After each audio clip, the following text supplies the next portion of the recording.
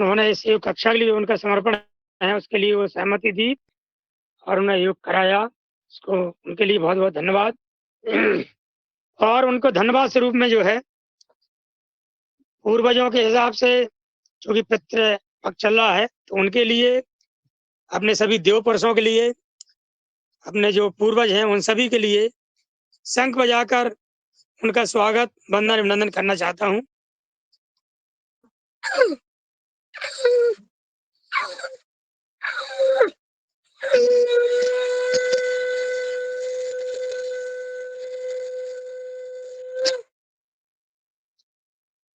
ये था, धन्यवाद।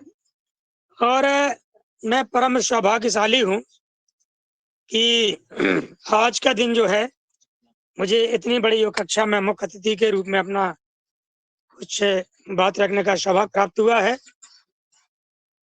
भारतीय कैलेंडर या पंचांग के अनुसार देखें तो जो हमारा आश्विनी माह है, आश्वन, इनको बुंदेलखंडी एवं कुंवार बोलते हैं, ये 7वां महीना है।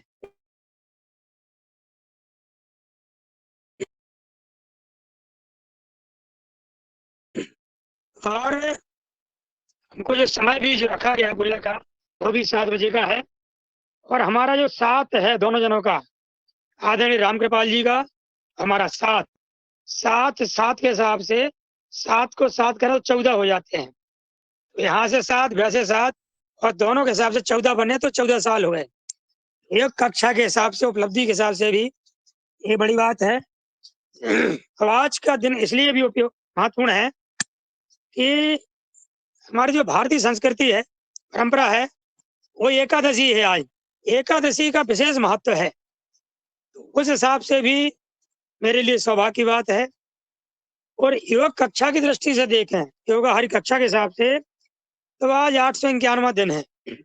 891वां 91वां 891वां।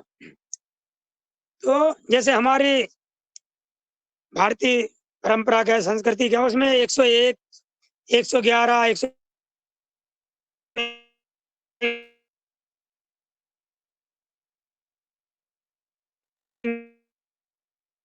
151 एक शुभांक माने जाते हैं। तो हिसाब से भी शुभांक भी हमारे लिए। और एक और महासंयोग देखिए, 10/10/2023, 10/10, 2 बार 10। तो अंग्रेजी तारीख के हिसाब से भी देखें, ये महत्वपूर्ण दिवस है। कुल मिला के तो एक और संयोग देखें कि एक ही प्रदेश से और एक ही जिले से एक एक पदाधिकारी है, माने 2 हैं। एक है पतंजलि योग समिति का और एक किसान सेवा समिति का। दोनों जिला प्रभारी के दायित्व वाले हैं, और दोनों जो है एक ही दिन, एक मुख्य अतिथि के रूप में, एक योग शिक्षक के रूप में आज उपस्थित हैं। ये थी थोड़ी सी चर्चा आज के दिन की, शुभ के हिसाब से। और पूर्वजों को नमन करने के हिसाब से मैं कहना चाहूंगा, परम पूज्य स्वामी जी के शब्द हैं,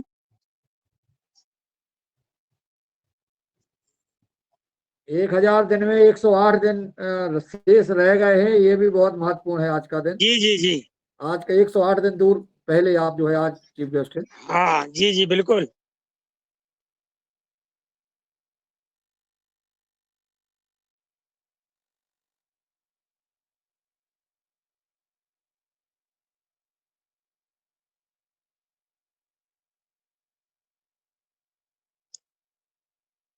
आवाज नहीं आ रही है।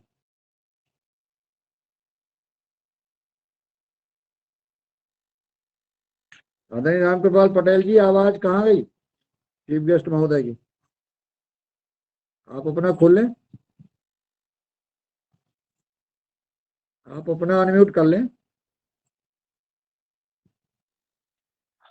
नेटवर्क उनका प्रॉब्लम है, आवाज नहीं आएगी उनकी अब तो।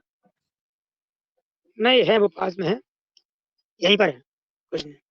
तो जो योग कक्षा हमारी अभी तक ये 14 वर्ष पूर्ण कर चुकी है, ये हमारे लिए गौरव की बात है। और अब इसमें बहुत बड़ा आप सबका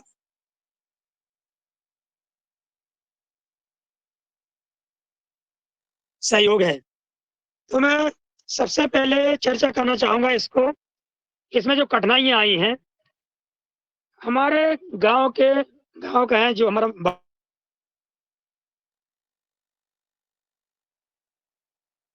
वार्ड है, मोहल्ला है, उसके आस-पास भी हमारे पास पर्याप्त जगह थी, पार्क था, वहाँ लगा सकते थे। स्थान हमारा करीब 2-3 किलोमीटर दूर है। बहुत ही रमणीय और प्राकृतिक स्थल है, आध्यात्मिक स्थल है। तो ये बहुत हर तरह से उपयुक्त मानी गई। पहले यहाँ परिचय पहचान नहीं था कोई, हम और रामकृपाल जी घूमने आते थे, साल 2 साल पहले थे। तो विचार जब बना, मुझे सौभाग्य प्राप्त हुआ परम पूज्य स्वामी जी के सानिध्य में योग शिक्षा के प्रशिक्षण में जाने का 2009 में। और जैसे ही मैं लौट के आया, तो मैंने निवेदन किया बाबूजी से कि क्यों ना अपन योग कक्षा चालू करें। परम पूज्य स्वामी जी ने योग सत्र समापन के दिन कहा था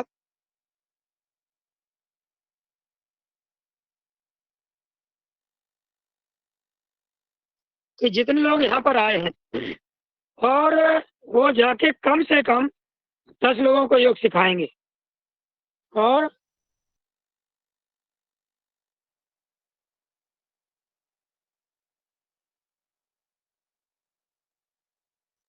यदि नहीं सिखाते हैं तो सबको पाप पड़ेगा, ये उन्होंने बात रखी। मन संकल्पित हुआ, उस संकल्प की चर्चा हमने की, आदरणीय पटेल साहब सहमत हुए और ये कक्षा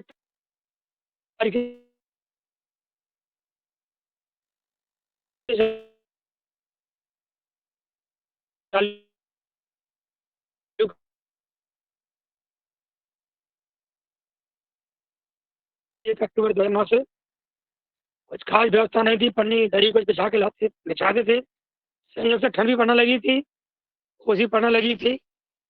तो उसकी शुरुआत ही अक्टूबर महीने में उस साल करीब 3-4 दिन बहुत तेज वर्षा हुई सवेरे सवेरे अक्टूबर माह में। लेकिन ये कक्षा उस दिनों में भी बंद नहीं हुई।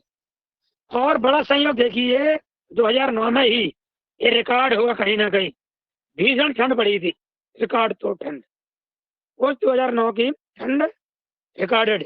उस ठंड में भी ये कक्षा बंद नहीं हुई, ये परीक्षा शुरू हो गई हमारी। और 2009 में ही मेरी ड्यूटी भी लग गई प्रेक्षक महोदय के साथ निर्वाचन के दौरान। इसी नवंबर में भी चुनाव है, पहले भी ये चल रहा है, मध्य चुनाव समय भी थे, संभालते रहे। और बीच में मुझे फरीदाबाद भी जाना हुआ, ये अंतर्राष्ट्रीय योग दिवस था, वहां पर मन में संकल्प हुआ। पूरे लगभग 21 दिन वहां रुका मैं, 2 तारीख से लेकर 21 तारीख तक, 21 जून तक। उस दौरान भी योग कक्षा बंद नहीं हुई। और बीच बीच में अन्य भी विभिन्न प्रकार के व्यवधान आए। और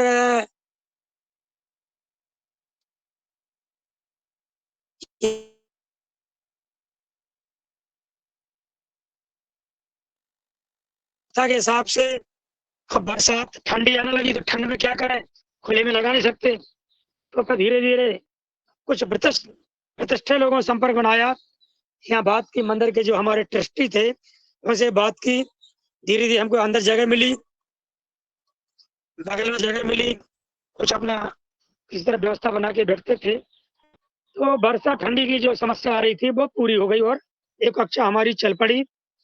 और विभिन्न व्यवधानों के बावजूद ये लगातार एक कक्षा चल रही है।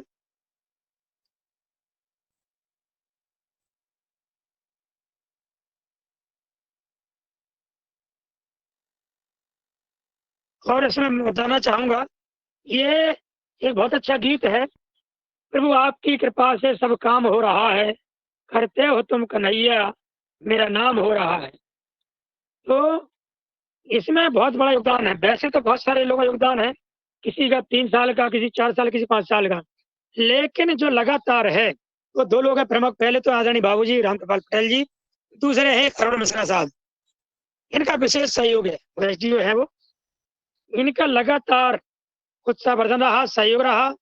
जो भी काम हमने कहा, चर्चा की, इनकी हर स्वीकृति रही, वो व्यवस्था करने के हिसाब से हो, सब में सहयोग रहा। तो इसमें बताना चाहूंगा मैं कि हमारे यहाँ कुछ डॉक्टर लोग भी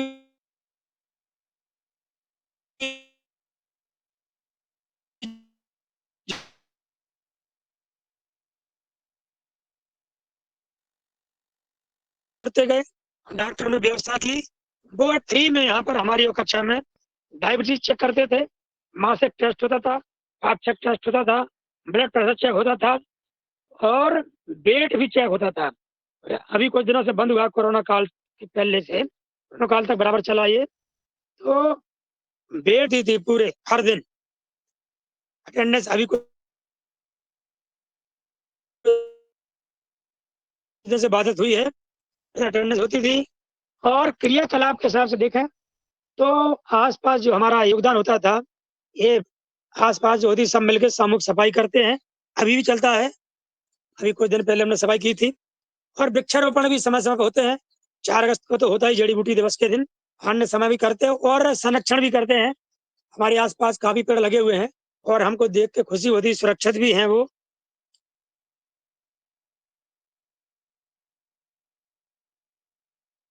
इस हिसाब से बराबर उनकी देखरेख होती है।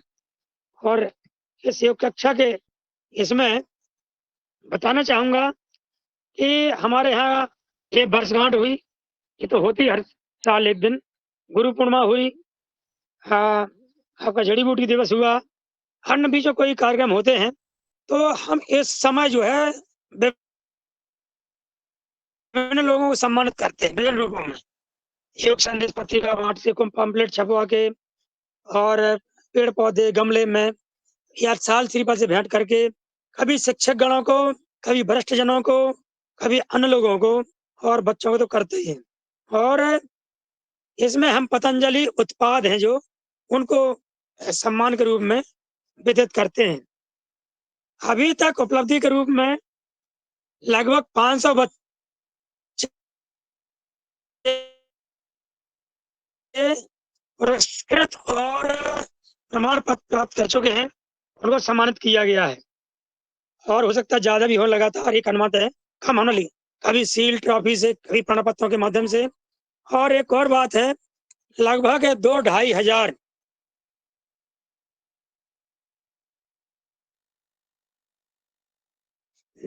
जो है योग साधक जो है योग प्रशिक्षण के माध्यम से योग की साधना कर चुके हैं।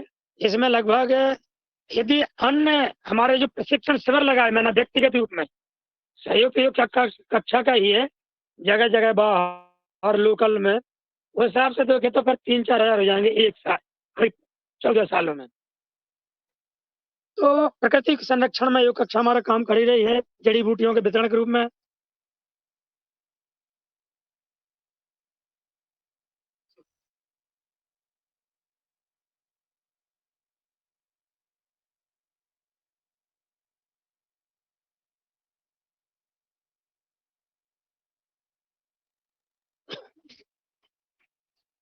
और चलो, मुझे तो दिखता है, ठीक है, आवाज आ रही है, कोई दिक्कत। और इसमें निवेदन करना चाहूंगा, जो योगदान है, सहयोग है, समाचार पत्र जो है हमारे, कुछ होगा प्रॉब्लम, नेटवर्क की प्रॉब्लम, थोड़ी और समापन कर देंगे इसके बाद।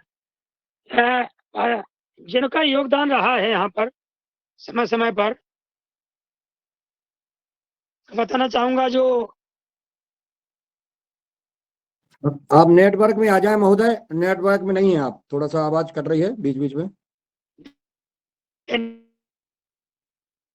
भास्कर, नई दुनिया है, अन्य पत्रिका है, उनका बराबर इसमें आप खुद बाहर हो गए हैं राहुल जी। हाँ, बात तो मेरी कट नेटवर्क रही में है। आ जाए महोदय, आवाज कट रही है आपकी। चलिए, अब ये तो आज कुछ हो जाता संयोग से।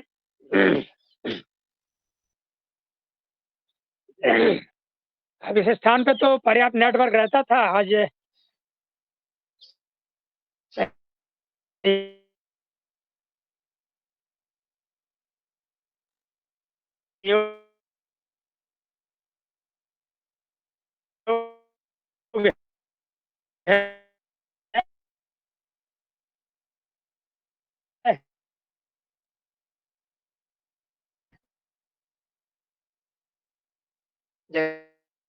आवाज नहीं आ रही है। चलिए नेटवर्क चलिए इसको हम नेटवर्क नहीं आ रही प्रॉब्लम है, आ रही है। तो मैसेज आ जाता है बीच में, मैसेज से हो जाती है मतलब। अब बिल्कुल नहीं आ आती रही। है छूट जाती है, आती है छूट जाती है, अभी नहीं आ रही।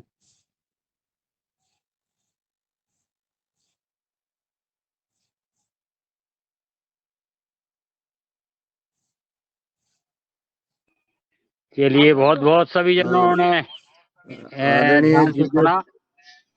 चलिए ठीक है, बहुत बहुत धन्यवाद, साधुवाद आप सभी को। चलिए मैं अपनी बात कहीं पूरा करता हूँ। इसमें बोल दो, इसमें इतनी देर बाद आवाज आई। इसमें बोलो। जी महोदय, धन्यवाद। इसमें बोल दो, आप आप अपना म्यूट कर लो। ओम प्रणाम। हरि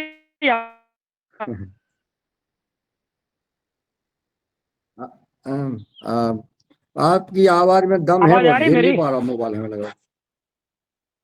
आ रही आ रही। ये तो बाबूजी का मोबाइल है।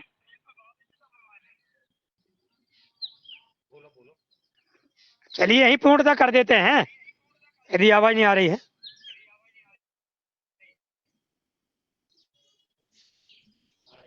आपको आ रही, उनको नहीं आ रही। आ रही आ रही। अब बोलिए, अब आ रही है तो आपकी। जी जी, यहाँ इस कक्षा की जो उपलब्धि है, तो 2011 में परम पूज्य स्वामी जी महाराज का, योग ऋषि स्वामी जी का आना हुआ नौगांव में। 2013 में छतर पर आना हुआ। दोनों जगह पर दोनों जनों को विशेष सम्मान प्राप्त हुआ मंच पर जाकर। परम पूज्य स्वामी जी की जो संकल्पना थी, गांव गांव में जाएंगे, सबको सिखाएंगे, तो चलें गांव की ओर। इस माध्यम से हम लोगों का पूरी योग क्लास गांव गांव गई है, साइकिल के माध्यम से, पैदल यात्रा करके। और योग कक्षा के विस्तार में भी जो हुआ है, लगभग 80-90 योग कक्षाएं चलाने का सौभाग्य इस योग कक्षा के माध्यम से हुआ है। और इस योग कक्षा में राज्य स्तर के प्रभारियों का आना तो हुआ ही है। आदरणीय मुन्नालाल जी का स्वयं दोबारा आना हुआ, अन्य प्रभारी आए हैं।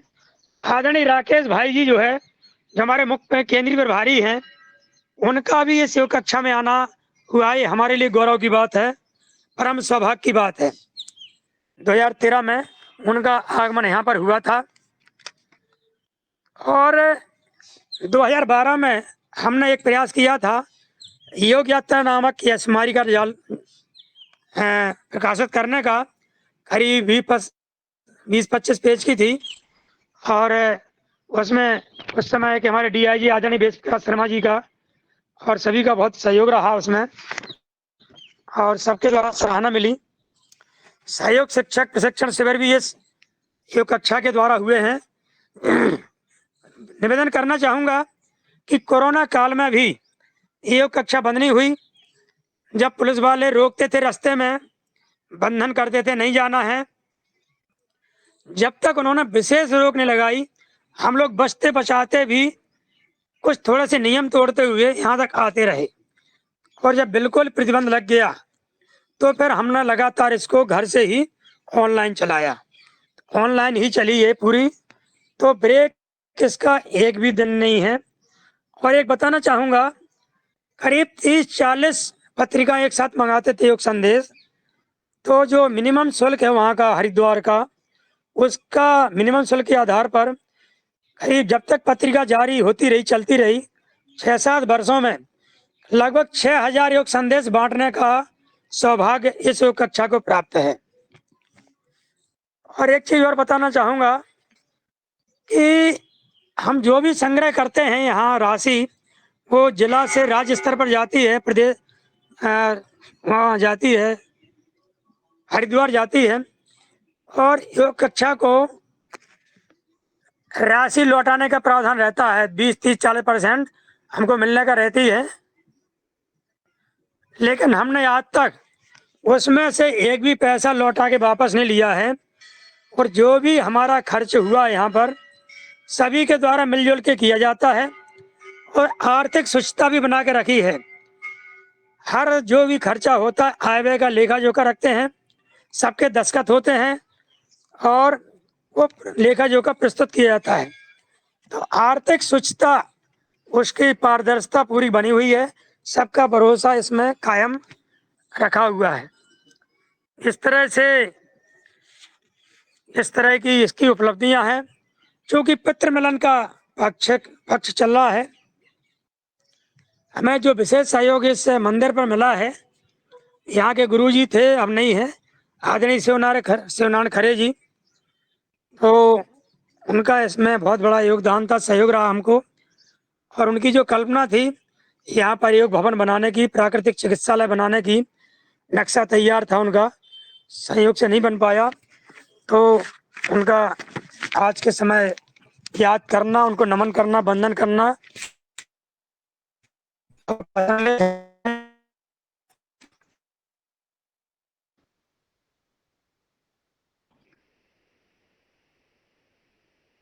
आप सभी का सहयोग, यहाँ के जो एक शिक्षक हैं, सहायक हैं, सहयोगी हैं, उन सब का सहयोग रहा है और आप सभी का उत्साहवर्धन रहा है। आप सबने हमें इस योग समझा, इस आज के कार्यक्रम में मुख्य अतिथि बनाया। आदरणीय इसके प्रमुख संचालक श्रीमान पवन सर, आदरणीय मुन्नीलाल जी, रंजना बहन जी, अन्य अनेक सहयोगी गण जो इस योगारी कक्षा को आज तक यहाँ चला रहे हैं, ले आए हैं, सब लोगों को इसमें जोड़ा है, उनसे संपर्क कराया, मिलवाया है, पूरे देश को एक किया। भाषा की दृष्टि से, सामाजिक दृष्टि से, संस्कारों की दृष्टि से, विभिन्न दृष्टि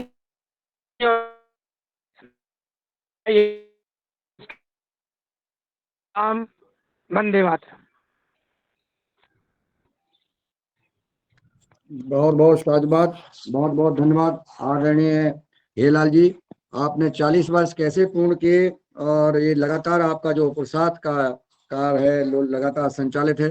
आपने बड़ी पारदर्शिता के साथ 14 साल कैसे पूर्ण किए। योग क्लास का अनवरत चल रहे हैं। यह प्रसाद है। परम पूज्य स्वामी जी कहते हैं कि योग करने वाला व्यक्ति जो अनुष्ठान की तरह जो है योग करता है वह हमेशा हर कार्य में सफल होते हैं। आपका भविष्य उज्जवल है ही और हमेशा आप जिससे ही संपर्क में आते हैं उसको भी प्रसन्न कर देते हैं। आपकी मुस्कान के साथ, आपके व्यवहार के साथ, आपका जो काम रहता है बड़ा योजनाबद्ध तरीके से रहता है और बड़ा भव्य कार्यक्रम होता है जो भी आप करते हैं। जब आप एक दिन योग कर रहे थे एक मंच से, मैंने कहा छतरपुर में स्वामी जी कैसे पहुंच गए, मुझे पता नहीं पड़ा। मध्य प्रदेश में बिना बताए कैसे आ गए। आपका एक प्रदर्शन मैंने देखा था, पता पड़ा कि ये आदरणीय हेलाल जी कर रहे हैं। परम पूज्य स्वामी जी का भेष बना करके आपने बड़ा ही अच्छा प्रदर्शन किया था। परम पूज्य स्वामी जी का योग करने का बहुत बहुत बधाई, बहुत बहुत शुभकामनाएं। अब मैं आदरणीय पवन कुमार जी को सादर आमंत्रित करता हूं। इसके बाद फिर हम संवाद करेंगे। हमारी खेती किसानी का समय आ गया है, हमारे खेत तैयार हैं अब बोने के लिए। तो इसके पहले मैं आदरणीय पवन कुमार जी को सादर आमंत्रित करता हूं, फिर अपना संवाद जारी रखेंगे। आदरणीय पवन कुमार जी सादर आमंत्रित। धन्यवाद धन्यवाद मुनीलाल जी। और बहुत ही सुंदर आज की हमारी जोड़ी, और जोड़ी भी ऐसी है कि एक दूसरे की पूरक है। मैं अभी देख रहा हूँ कि हीरालाल जी के सामने रामकृपाल पटेल जी हैं और रामकृपाल पटेल जी के सामने हीरालाल जी हैं। कितना सुंदर संयोग है।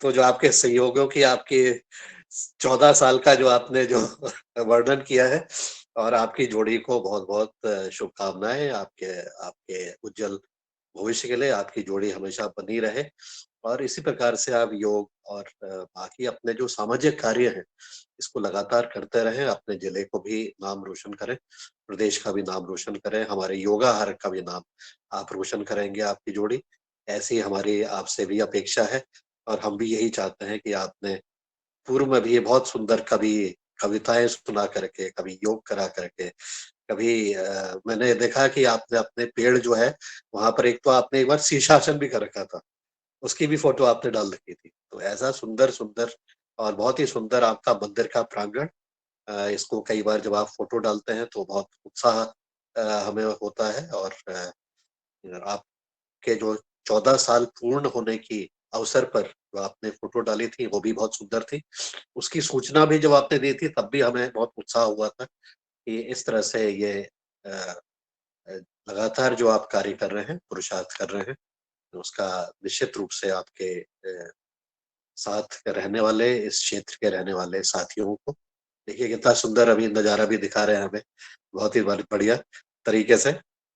और कई बार आपके योग साधक वहां पर बैठ के योग करते हैं, बहुत सुरम्य स्थान है, उसको देखने मात्र से ही एक शांति और एक ऊर्जा का वहां पर प्रवाह हमें यहाँ पर देखने मात्र से ही जब होता है, तो वहां पर जाकर के जब भगवान की इच्छा होगी वहां पर आने की, तो कितना सुंदर ऐसा अवसर रहेगा।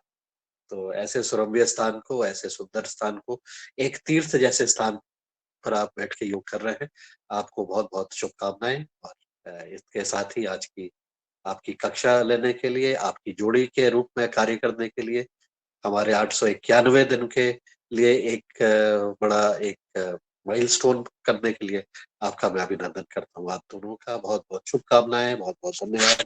नमस्कार और प्रणाम।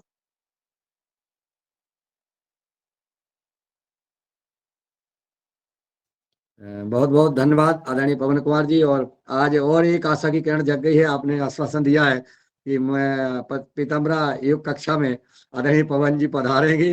आपने यह भी हम सबको आश्वस्त कर दिया है। तो आदरणीय रामकृपाल पटेल साहब सुन रहे हैं और आदरणीय हीरालाल जी, और वहाँ भी मैं चाहूंगा कि जैसा नर्मदापुरम में आदरणीय पवन कुमार जी का वहाँ पहुंचना हुआ और बड़ा ऐतिहासिक कार्यक्रम हुआ, इतना भव्य कार्यक्रम हुआ, उत्साहित थे सभी किसान भाई, और ये जो जनजागरण यात्रा का, और आदरणीय हीरालाल जी तो बड़े ही योजनाबद्ध तरीके से काम करते हैं।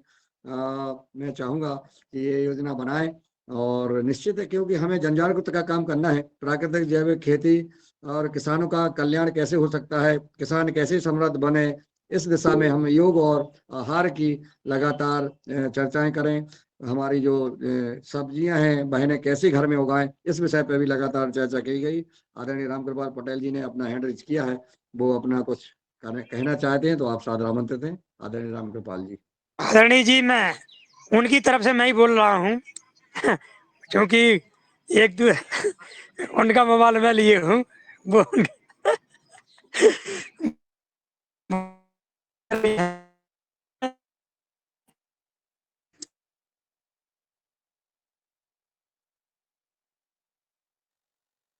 तरफ से एक बहुत बड़ा प्रशिक्षण कार्यक्रम हुआ था प्रथम। तो मध्य प्रदेश, पूरे मध्य प्रदेश में छतरपुर जिले से ही सर्वाधिक किसान पहुंचे थे आदरणीय रामकृपाल पटेल जी के मार्गदर्शन में, संरक्षण में। करीब कितने 14-15 दिन 14-15 किसान गए थे यहाँ से, मतलब देखा गया था, एक रिकॉर्ड था वहां पर। तो वो भी बताना था। धन्यवाद। ओम जी बहुत बहुत धन्यवाद। और अब जैसा कि अब रबी की फसल बोने का समय आ गया है, खेत लगभग जिनकी उड़द कट गए हैं, मूंग कट गई है, जिनकी मूंगफली है वो भी निकल रही है और खेत तैयार हो रहे हैं। तो मैं चाहूंगा आज के किसानों के कल सवाल थे, मैं बुढ़ेरा तरफ इधर गांव में गया, वहां किसानों ने कहा कि हमें जैविक खेती करना है लेकिन हमारे पास गोबर कम है। एक जो हमने कल कंपनी की बात की थी, वो एक राठौर जी हैं, उन्होंने कहा कि हम जो है गाय का गोबर, देसी गाय का गोबर खरीद करके 1 एकड़ में 5 ट्रॉली गोबर डलवा देंगे, और उसमें गोबर डलवाने के बाद फिर हम उसमें बुआई करा देंगे। लेकिन एक एकड़ में 5 ट्रॉली गोबर डालना, फिर इतना गोबर है नहीं। कल हमने 5 गौशालाओं का भ्रमण किया, एक गौशाला में मुश्किल से 3-4 ट्रॉली गोबर का ही वहाँ उपलब्धता हो पाई। एक पपोरा गौशाला में गए जहाँ 1000 गाय वहाँ रहती हैं, लगभग वहाँ 1000 ट्रॉली गोबर होने उपलब्ध होने की बात आई है। परंतु मेरा ऐसा सवाल है सदन से कि क्या डायरेक्ट गोबर ये हम डालने से खेत में क्या उसकी उपज ठीक होगी? जो उपज अभी केमिकल से रासायनिक खाद डाल करके किसान ले रहे थे, उससे समतुल्य उपज कैसे आ सकती है, ऐसा बताने का कष्ट करें। सदन में हमारे अनुभवी किसान हैं, अनुभवी वैज्ञानिक हैं। मैं चाहूंगा कि जो भी वैज्ञानिक गण या हमारे किसान भाई जो जैविक खेती कर रहे हैं, जिन्होंने अच्छा उत्पादन जैविक पद्धति से लिया है, वो अपना हैंड रेज करके हमें मार्गदर्शन करें। हमारे किसान भाइयों को आज का सवाल है कि हम गाय के गोबर से हम उतना उत्पादन कैसे ला सकते हैं कि जो रासायनिक खाद डाल करके लाते थे, थोड़ा बहुत अंतर आ जाए, लेकिन किसानों को अधिक अंतर ना आए और किसान जैविक खेती करना शुरू कर दें। पहले ही साल किसानों को हम शुरुआत करा रहे हैं, तो मेरा निवेदन है कि आप लोग हैंड रेज करें और हमें मार्गदर्शन करें। सदन में हमारे उपस्थित सभी महानुभाव, किसी का हैंड रेज? चलिए, अब मैं आमंत्रित करता हूं आदरणीय भुवनेश्वर राय जी को कि वो आए और हम सबका मार्गदर्शन करें। आदरणीय भुवनेश्वर राय जी, मेरी आवाज आप तक पहुंच रही हो? जी जी आदरणीय जी, आपका स्वागत है। आज हमें मार्गदर्शन करें कि आज हमें मार्गदर्शन करें कि हमारे किसान भाई अब खेत तैयार कर रहे हैं, उसमें हमें कितना गोबर या क्या जैविक पद्धति से तो क्या क्या करना पड़ेगा कि हमारी उपज अच्छी हो और हमारे जो है किसान की लागत कम हो। आदरणीय भुवनेश्वर राय जी। जी जी जी जी धन्यवाद आदरणीय। आज इस कार्यक्रम में उपस्थित सभी महानुभावों का मैं हृदय से अभिनंदन करता हूं। और थोड़ा सा मैं लेट से जुड़ा, चूंकि एक जगह मैं आया हूं और वहां थोड़ा व्यस्त कार्यक्रम है, तो मोबाइल थोड़ा किनारे था तो मैं जोड़ नहीं पाया था। फिर भी जैसा कि आपने पूछा कि हम कैसे जो है जैविक खेती, प्राकृतिक खेती करके गाय से के गोबर गौमूत्र से हम ज्यादा से ज्यादा पैदावार ले सकते हैं। निश्चित रूप से जैसा कि हम सभी लोगों ने जो यहाँ के अनुभवी किसान हैं उनका बात को सुनते हुए ये अनुभव किया है कि ये 101% सत्य है कि हम जितना पैदावार इस समय ले रहे हैं वही पैदावार ले सकते हैं। लेकिन यह भी सत्य है कि अगर आप पहले से अपने खेतों में केमिकल खेती कर रहे हैं, डीएपी, यूरिया, जिंक, पोटास सब चीजें बहुत पहले से डाल रहे हैं और फिर आप अचानक इसको बंद करके और फर्स्ट ईयर में ही आप चाहें कि हम इतना पैदावार ले लें, तो शायद संभव नहीं है। इसके लिए जैसा कि हम लोग देखते भी हैं और मेरा भी अनुभव है, मैं भी बहुत फार्मों पर इस काम को कराया भी हूं।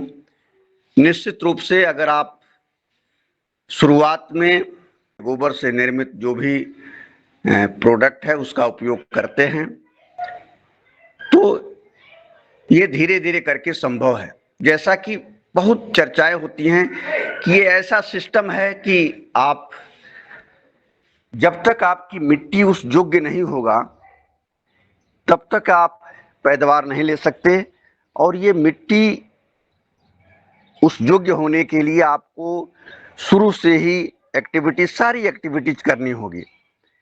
जैसा कि बार बार चर्चा हुआ है कि आपको सबसे पहले पर्याप्त मात्रा में गोबर की सड़ी हुई खाद जो आप अच्छी तरह से बनाते हैं उसको आप खेतों में डालें।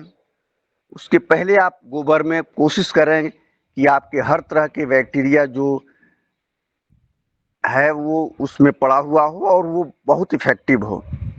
इसके साथ आप धान और गेहूं अगर लगाते हैं, गर्मी के सीजन में कोई दलहनी फसल जरूर लें।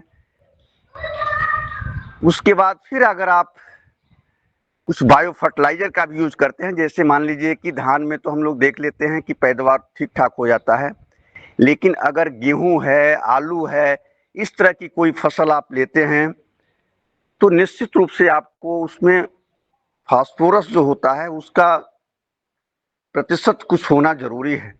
आप जानते हैं कि एक डीएपी में 46% नाइट्रोजन होता है, 46% फास्फोरस होता है। और ये भी सत्य है कि फसल को उतना न्यूट्रिशन आपको मिलना ही चाहिए जितना पैदावार के लिए चाहिए। अगर आपके मिट्टी में उतना न्यूट्रिशन नहीं है, अगर वो अपटेक नहीं कर पा रहा है पौधा, तो निश्चित रूप से पैदावार प्रभावित होता है। तो उसके लिए आपका प्रोम है, प्रोम में 11% के आसपास फास्फोरस हो जाता है। अगर आप 2 बोरी भी एकड़ में डाल देते हैं तो ये मानकर चलिए कि करीब करीब आप जो डीएपी देते हैं उसका 50% तो फास्फोरस मिल जाता है। और हम लोगों ने देखा है कि अगर 2 बोरी जो लोग डाल देते हैं तो उनकी फसल जो है पहले ही साल में थोड़ा ठीक ठाक हो जाता है। नाइट्रोजन की बहुत प्रॉब्लम आता है कि नाइट्रोजन, चूंकि हम लोग की आदत है कि जो ही आप फसल लगाते हैं तो हरी भरी दिखनी चाहिए, और निश्चित रूप से जब नाइट्रोजन का काम है कि शुरुआत के समय में टिलरिंग करता है, वेजिटेटिव ग्रोथ करता है, और आप समझते हैं कि जब किसी भी पौधे में वेजिटेटिव ग्रोथ अच्छा होगा तभी जाकर के वो पैदावार भी ठीक ठाक होगा। फास्फोरस का काम भी उसी से संबंधित है कि फास्फोरस जो है जड़ों को विकसित करता है, और जड़ों में जब किसी भी पौधे का जड़ विकसित हो जाएगा तो निश्चित रूप से वो जितना भी उसको जमीन के अंदर न्यूट्रिशन है सब अपटेक करा लेगा पौधे को। तो ये सारी चीजें हैं। कहने का मतलब एक शब्द में ये है कि अगर आप शुरुआत से दृढ़ संकल्पित हैं, अगर आपके पास ये इच्छा शक्ति है कि हमको ये काम करना है, देखिए पैदावार थोड़ा सा साइड करना पड़ता है इसमें। वो इसलिए करना पड़ता है कि अगर आप केमिकल खेती भी कर रहे हैं, अगर बीच में कोई कीड़े मकोड़े या इस तरह की कोई बीमारी आ जाती है तो आप मान कर चलें कि आपकी फसल कभी कभी तो 100% खराब हो जाती है, कभी 75% हो जाती है, कभी 50% हो जाती है। तो जो भी जैविक प्राकृतिक खेती करने वाले लोग हैं वो ये मान कर चलें कि शुरुआत में अगर थोड़ा बहुत पैदावार भी मेरा कम होता है तो हम ये समझ लेंगे कि हम अपनी मिट्टी को सुधारने से संबंधित जो कि सुधार कर रहे हैं, तो उसमें जो थोड़ा बहुत कमी आई है उससे कोई मतलब नहीं है, वो ठीक ठाक है, और धीरे धीरे करके आपका जो है फसल बहुत अच्छा हो जाता है। जैसा कि आप देखते हैं कि इसी कार्यक्रम में अशोक जी चैलेंज पहले करते थे, अब धीरे धीरे उनकी भी पैदावार बढ़ रही है कि सब कुछ पैदावार मेरा ठीक ठाक है लेकिन गेहूं का पैदावार मेरा नहीं आता है। और जो लोग कहते हैं कि 18-20 कुंटल तक हम गेहूं का पैदावार ले लेते हैं वो शायद उनकी समझ में नहीं आता है। फिलहाल शुरुआत में हम लोगों की समझ में भी नहीं आता है, क्योंकि मैं भी कई फार्मों पर, आपके पतंजलि के फार्म से लेकर के और उधर आसाम तक कई फार्मों पर शुरुआत ही में पहले केमिकल हुआ करता था और बाद में शुरुआतें हमारे से हुआ, और मैं हर तरह से प्रैक्टिकल कर करके देखा हूँ कि कैसे कीड़े मकोड़े आते हैं। और हम लोग काफ़ी प्रयास कभी कभी करते थे कि हर तरह की दवाओं डालने के बाद भी वो काफ़ी डैमेज हुआ। धीरे धीरे करके देखिए आज के टाइम में करीब करीब जितनी भी पतंजलि की फार्म है कंप्लीट नेचुरल फार्मिंग की तरफ बढ़ गया है और उसमें हो रहा है, तो और पैदावार भी ठीक ठाक हो रहा है। तो इसीलिए थोड़ा सा संयम बरतने की ज़रूरत है, और ये जितनी भी एक्टिविटीज़ हैं उसको करने की ज़रूरत है, और निश्चित रूप से आपका पैदावार ठीक ठाक होगा, इसमें कोई संकोच की बात नहीं है। और जो शुरुआत से ही पैदावार होगा उसका महत्व जो आप समझ रहे हैं। मैं खुद आया हूँ उत्तर प्रदेश के कुशीनगर जनपद में, और मैं कल एक कार्यक्रम की वजह से हॉस्पिटल भी गया था। मैं देखा था वहाँ कि जो लोग केवल, बहुत से ऐसे लोग हैं, हमारे वहाँ भी एक ऐसा ही कार्यक्रम था, मेरे भतीजे की पत्नी का डिलीवरी था और वो एकदम 9 महीने तक पूरा फिट एंड फाइन थी, किसी भी तरह की कोई दिक्कत नहीं था एकदम। उसके बाद भी उनको ऑपरेशन कराना पड़ा, और जब हॉस्पिटल में जाने के बाद ये देखा गया तो ये पता चला कि करीब करीब इस समय 100% ऑपरेशन हो रहा है। और जब चूंकि काफ़ी लोग वहाँ बैठे थे, सब अनुभव किया गया, तो इसमें ये लगा कि जो सबसे बड़ी प्रॉब्लम है डॉक्टर लोगों की वो ये है कि चूंकि नॉर्मल ऑपरेशन में थोड़ा सा टाइम लगता है, उसमें खड़ा होना पड़ता है, डॉक्टर को समय देना पड़ता है, और उससे कम समय में वो ऑपरेशन कर दे रही हैं और पैसा उनको ज़्यादा हो रहा है। यहाँ तक कि हमारा भतीजा ने डॉक्टर से कहा था कि मैं आपको ऑपरेशन का जो फीस है वो फीस मैं आपको नॉर्मल में दूंगा, लेकिन आप कोशिश कर लीजिए। उन्होंने कोशिश किया भी, लेकिन फिर भी उनको समझ में नहीं आया और वो ऑपरेशन कर दी। तो ये है, ये सारी चीजें जो है खाने पीने से संबंधित है। और निश्चित रूप से जब हम खेती करेंगे, जैविक खेती, प्राकृतिक खेती से जो अन्न पैदा होगा और उसमें जब फायदा होगा, देखिए यहीं पे हैं सब लोग हैं, जितने हमारे साथी इस कार्यक्रम में जुड़ते हैं, जो जैविक खेती प्राकृतिक खेती करते हैं और खाते हैं, उनकी आवाज में देखिए, उनके कॉन्फिडेंस को देखिए और दूसरे लोगों के कॉन्फिडेंस को देखिए। हम लोग बराबर चर्चा करते हैं, लेकिन एक ही शब्द बोल देते हैं कि कहना बहुत आसान है लेकिन करना बहुत कठिन है। लेकिन एक कदम बढ़ते नहीं हैं, एक बार बढ़ के देखें, निश्चित रूप से इसमें सफलता मिलेगा। आज मेरी थोड़ी सी व्यस्तता थी और है भी। एक बार फिर मैं आप सभी लोगों का बहुत बहुत हार्दिक अभिनंदन करता हूं, सबको हृदय से प्रणाम करता हूं। धन्यवाद।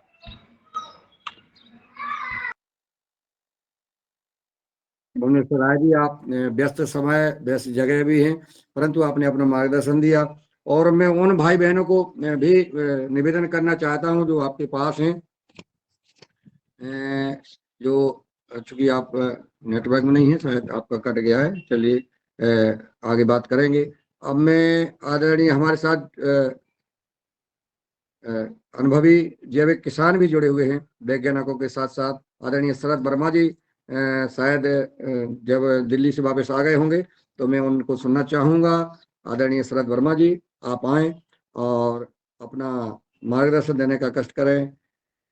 अपना दिल्ली का प्रवास एवं हमारे जैविक खेती का उत्पादन कैसे हो, हमें किसान भाइयों को क्या क्या पद्धति अपनाना पड़ेगी, खेत में क्या क्या डालना पड़ेगा कि हमारा उत्पादन अच्छा हो और जैविक खेती का हम कर सके, लागत कम हो। आदरणीय शरद वर्मा जी।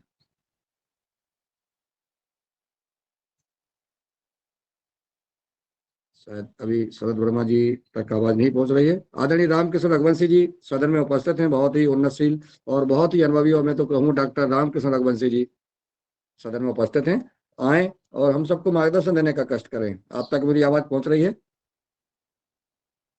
तो अनम्यूट कर लें। अभी आप म्यूट है सर, थोड़ा नेटवर्क कमजोर है। मैं 2-5 मिनट हमारे किसान नेटवर्क भाइयों को कॉल करता हूँ। ठीक ठीक ठीक ठीक भैया, ठीक ठीक ठीक है, ठीक है। चलिए, तो हमारे बीच में आदरणीय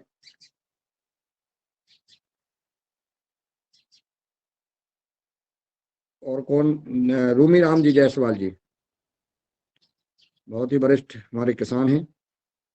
मैं चाहूंगा, आप तक आवाज पहुंच रही है आदरणीय रूमी राम जी? जी सर, सादर प्रणाम, सुन रहा हूँ सर मैं आपकी आवाज को। जी, आपका स्वागत है। हमारे किसान भाइयों का आज जो हम खेती करने जा रहे हैं, किसानों भाइयों ने मन बना लिया है सारे। कल मैंने लगभग 8-10 गांवों का प्रवास किया। हर किसान कह रहा है कि भाई हमें जैविक खेती करना है। यह सही बात है कि हमारा परिवार बीमार हो रहा है, कैंसर हो रहा है, हार्ट अटैक आ रहा है, हम खेती करना चाहते हैं, लेकिन किसान ये भी चाहता है कि भैया हम जैविक खेती तो करें, लेकिन उत्पादन हमारा 1-2 क्विंटल कम तो ठीक है, लेकिन एकदम आधा ना आ जाए, क्योंकि हम किसान हैं। हमारा इतना उत्पादन कैसे हो, इसका उपाय बताने का कष्ट करें। तो एक इसमें क्या कर सकते हैं? गाय जो है, गाय का गोबर इतनी मात्रा में उपलब्ध नहीं है, किसानों के पास गाय भी नहीं है अब बची हैं। गाय इधर उधर घूम भी रही हैं, गोबर इकट्ठा नहीं है। ऐसी स्थिति में क्या किया जाए, हमें मार्गदर्शन देने का कष्ट करें। मान्यवर, आपका आदेश सर माथे पर मैं इतना ज्यादा ज्ञानी तो नहीं हूँ। मैं भी आप लोगों से सुन करके सीखने का प्रयास कर रहा हूँ। मेरा अनुभव तो ज्यादातर अभी जो 10-15 साल का है वो यही है कि जो जिन्हें हम अनुपयोगी मान करके रोडों पे छोड़ देते हैं और कहने के लिए उनको गौ माता कहते हैं, इसी प्यार दुलार और दया की दृष्टि से मैंने जो काम शुरू किया था, तो आज मैं इस अनुभव को संग्रहित कर पाया हूँ कि वास्तव में जो हमारे वेदों में लिखा था कि गौ हमारी माँ है, तो ये पशुओं की श्रेणी में वास्तव में सबसे उत्तम प्राणी है। और इसके बिना हमारी सृष्टि का चलना मैं नहीं मानता कि संभव है। किसी भी कीमत पर यदि हमें पर्यावरण को यदि ध्यान में रखना है कि हमें पर्यावरण के प्रति काम करना है, तो हमें गौवंश को बचाना ही सबसे पहले शुरुआत करनी पड़ेगी, गौवंश को। और हम काश्तकार हैं तो हमें गौवंश का कुछ न कुछ अंश हर धरती के हर क्षेत्र में पहुंचाने का प्रयास करना चाहिए। तो इसके लिए जैसे जहां पर हमारे शहरों में रहने वाले जो हमारे भाई बहन हैं, उनके पास यदि गौवंशों का गौमूत्र और गोबर नहीं पहुंच पाता है, तो जब तक हमारा शहरों और ग्रामीणों के बीच में जैसे एक आपका अति पवित्र मंच जो इस वक्त पूरे विश्व को बांधने का जो काम कर रहा है, मेरा मानना यह है कि शहरों और गांवों के बीच में यदि इसी तरह से हमारा मेल जोल नहीं बढ़ा, तो हम सर्वत्र विकास नहीं कर पाएंगे। गौवंश का जो पर्यावरण से लेकर के इस धरती को हमेशा एक लंबी उम्र देने का जो मैं कहूँगा एक स्रोत है, जैसे गंगा एक सभी नदियों में पवित्र है, उसका एक स्रोत है, वैसे ही पर्यावरण का मुख्य स्रोत गौवंश है। तो हम लोग अगर आपस में मिलकर के, जिस तरह से आपने आज कई अनुभवी काश्तकारों के अनुभव हम लोगों तक पहुंचाए हैं, और हम लोगों के पास रॉ मटेरियल के रूप में बहुत ज्यादा गोबर और गौमूत्र है, हम एक दूसरे के संपर्क में जब आएंगे तो मैं समझता हूं कि गौवंश यदि शहरों में पालना असंभव है, तो भी उसका जो हमारा मुख्य जैविक खेती, जैविक सब्जियां, जैविक फल और फूल का उत्पादन करना है, वो संभव हो सकता है यदि हम एक दूसरे के साथ संपर्क में रहेंगे। हमारा गांव का 90% दूध शहरों में जाता है, और शहरों में दूध का कारोबार करने वाले अधिकांश जो लोग होते हैं वो विकास करते हैं, लेकिन जो दूध का उत्पादन करने वालों की स्थिति है वो अति दयनीय है। इस विषय पर भी आप लोग तरह तरह से बहुत अच्छे तरीके से काम कर रहे हैं। बहुत अच्छा लगता है सुनने को। आप यकीन करिए कि जब आप बोलते हैं तो मेरा परिवार, और मेरे परिवार छोटा सा परिवार नहीं है, बहुत बड़ा परिवार है, तो हमने एक माइक रखा हुआ है। जब आप बोलते हैं तो मैं उस माइक से अपने गौशाला में काम भी करता रहता हूँ और सुनते भी रहते हैं। हम लोग 10-12 लोग काम करते हैं, सब लोग सुनते हैं, तो सब लोग अचंभित तो हो जाते हैं कि वास्तव में हम लोग गरीब कहाँ हैं। अभी तक जो हम काश्तकारों की जो दुर्गति हो रही थी, हम तो अज्ञानता के कारण गरीब भी हैं, और अज्ञानता के कारण हम लोग जैसे हमारे साथ जो व्यवहार होता है, मैं आपका ध्यान एक इस तरफ भी ध्यान दिलाना चाहता हूं कि पढ़े लिखे काश्तकार भी यदि काश्तकार बनते हैं और गौवंश का कार्य करते हैं, तो कई लोग ऐसे होते हैं जो मूर्खों की श्रेणी में होते हैं, वो हम लोगों को वैसे मान लेते हैं काश्तकारों के, ये तो एक अनपढ़ गंवार काश्तकार है। तो जैसे आपने आज हमारा मार्गदर्शन किया है, हम तो गौरवान्वित हैं कि आने वाला भविष्य गौवंश के साथ साथ काश्तकारों का भी बहुत उज्जवल है। और क्योंकि आज का जो विषय आपने दिया है वो जैविक खेतीबाड़ी के लिए है, बोलने के लिए मुझे बोला है, इतना ज्ञान मुझे नहीं है, लेकिन इतना जरूर कहूंगा कि यदि गौवंश शहरों में नहीं पाले जा सकते, हमारे माननीय न्यायालय ने भी शायद ये गाइडलाइन जारी कर दिया है कि शहरों की आबादी के बीच में गौशालाएं नहीं चलाई जा सकती हैं। वो कारण जो भी होगा, ये लंबा विषय है, लेकिन गांव में तो मैं ये समझता हूँ कि हमारी एक अपील होनी चाहिए सरकार तक कि कम से कम, मैं पहले भी बोल चुका हूं कि कम से कम न्याय पंचायत स्तर पर एक गौशाला जरूर होनी चाहिए, और वो गौशाला होनी चाहिए ड्राई डेयरी, सूखी अनुपयोगी जिन्हें बोलते हैं हम।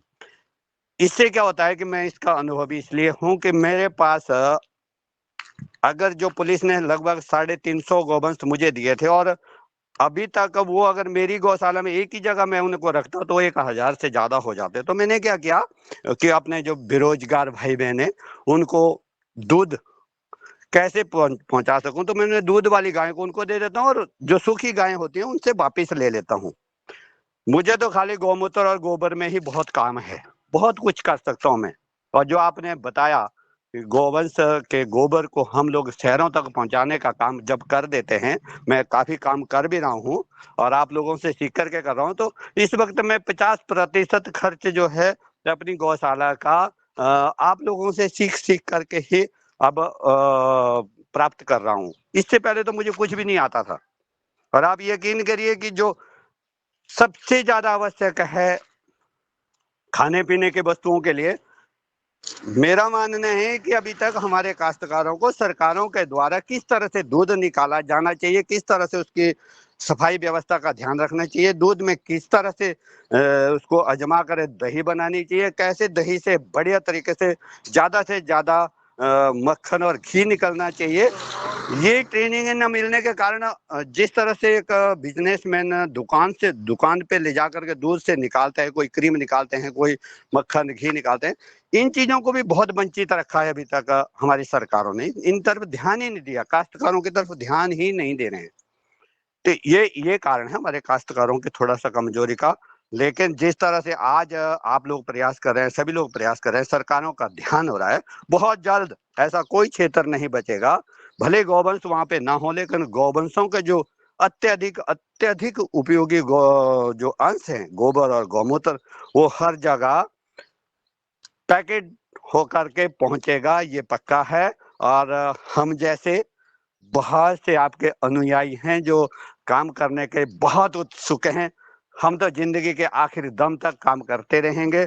और हमें देख करके मेरे पास IRD या PRD शिमला से भी 2-3 बार गाड़ियां भर भर करके वहां के जनप्रतिनिधि आ चुके हैं, देख चुके हैं कि प्रधान जी कैसे चला रहे होंगे एक बिना सरकारी मदद के इतने बड़े गौवंशों को। तो मुझे बुलाया भी था बल्कि वहां पर, लेकिन मैं नहीं जा सका था।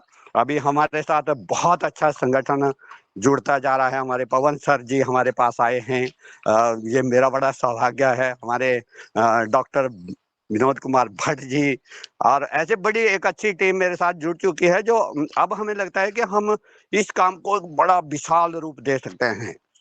ये रोजगार की दृष्टि से, पर्यावरण की दृष्टि से, स्वास्थ्य की दृष्टि से हर चीज का उद्गम अगर है तो गौवंश है। इसको केवल और केवल प्रचार और प्रसार की आवश्यकता होती है, इसके अलावा नहीं। इसके अलावा तो ये स्वयं में अपने आप को ही बहुत ही एक प्रगति का चिन्ह है, लेकिन इसका प्रचार और प्रसार किया जाना बहुत जरूरी था। आप कर रहे हैं, इसके लिए हम आपके आभारी हैं। जो हम लोग बड़े तिरस्कार को झेलते थे, इस काम को करने के बाद हमारी इज्जत नहीं बचती थी, लेकिन आज स्वाभिमान लौटा है और इसके लिए हम आपके ऋणी हैं। और बहुत बड़ा विषय है, मैं तो बहुत कुछ सुनता रहता हूँ, मतलब बोल नहीं पाता उतना, लेकिन हमारे गौवंशों की जो दुर्गति है इसका मुख्य कारण, यदि मैं शॉर्ट में बोलना चाहूंगा अभी, यदि हम लोग ड्राई डेयरियों का निर्माण नहीं करेंगे तो आप निसंकोच से मैं कहता हूं कि आप मानिए कहीं ना कहीं हम उन लोगों को मजबूत कर रहे हैं जो राष्ट्र के अहित में काम करते हैं, जो गौवंश का कत्ल करते हैं, जिनके रोजी रोटी केवल और केवल गौवंश है। हम पाल पोस करके उनको परोस करके देते हैं। यदि आपके पास डेयरी नहीं है, चाहे कितना भी बड़ा मंच हो, कितने बड़े मंच से कुछ भी बोल दे कोई भी, लेकिन यदि किसी भी काश्तकार के पास यदि 10 गायें होंगी और उसके 10 बछड़े हो जाएंगे, तो 10 बछड़ों को रखने की उसकी कोई कहीं कोई उसके पास जगह नहीं है। वो एक न एक दिन खुद को धोखे में रख करके, दूसरों को धोखा दे करके रोड पे या चाय बगानों में या नदी के किनारे छोड़ देते हैं। और ऐसे बहुत से रोहिंग्या लोग आज देश में काम कर रहे हैं, जिनका केवल और केवल इन्हीं से गुजारा चलता है। वो एक गौवंश को काटते हैं, 1 से 1.5 लाख रुपए उनको इनकम हो जाती है, जो हमारे देश के गौ माता को खाते भी हैं और गौ माता भारत माता का नुकसान भी करते हैं। लेकिन सरकार सोई हुई है, आराम कर रही है, बिल्कुल कुछ भी अगर कहें तो इन्हें वोट लेने होते हैं। ये बेशर्मी की हद होगी, बहुत पीड़ादायक है। हम और आप गौ माता की जय जयकार करते जरूर हैं, लेकिन हम अपना फर्ज केवल तब तक निभाते हैं जब तक गौ माता हमें देती है। और इसका परिणाम ये हो रहा है कि हमारे जो दुष्ट लोग हैं, दुष्ट प्रवृत्ति के लोग हैं, उनको बहुत भारी फायदा हो रहा है इससे। लंपी बीमारी के वक्त मैंने बार बार कहा कि हजारों की संख्या में हमारे गौवंश जगह जगह पर बिना पानी बिना घास के सड़ सड़ के मरे, क्योंकि उस वक्त इनको काटा नहीं जा रहा था, डर रहे थे इनको खाने वाले, उनको डर लग रहा था कि कहीं इनकी बीमारी हमारे शरीर में ना आ जाए।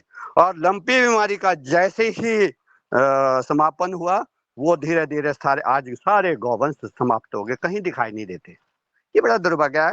ये मेरे ख्याल है एक बहुत बड़े प्रचार और प्रसार की जरूरत है कि हम गौवंशों को जरूर पालें, लेकिन उपयोगी और अनुपयोगी ड्राई डेयरी और प्रोग्रेसिव डेयरी ये लगभग हर जगह हर न्याय पंचायत स्तर पर होनी चाहिए। प्रोग्रेसिव डेयरियां चाहे 1000 हो, लेकिन ड्राई डेयरी न्याय पंचायत स्तर पर एक जगह एक सरकार के थोड़ा सा सहयोग से भी अगर होती है तो मैं समझता हूँ कि ना तो गौवंश रोडों पे आएगा, ना तो गौवंश की दुर्गति होगी, ना ही उन दुष्टों को खाने के लिए बल मिलेगा। उनकी कमर भी तभी टूटेगी जब हम पूरी पारदर्शिता से दूरगामी दृष्टि से काम करेंगे। शायद मेरे शब्द किन्हीं को बुरे लगे हों तो उसके लिए मैं माफी चाहता हूँ। आपने मुझे आदेश दिया, मैंने बोल दिया, पता नहीं क्या क्या बोल दिया, इसके लिए मैं माफी चाहूंगा। आप सबको सादर प्रणाम, चरण स्पर्श।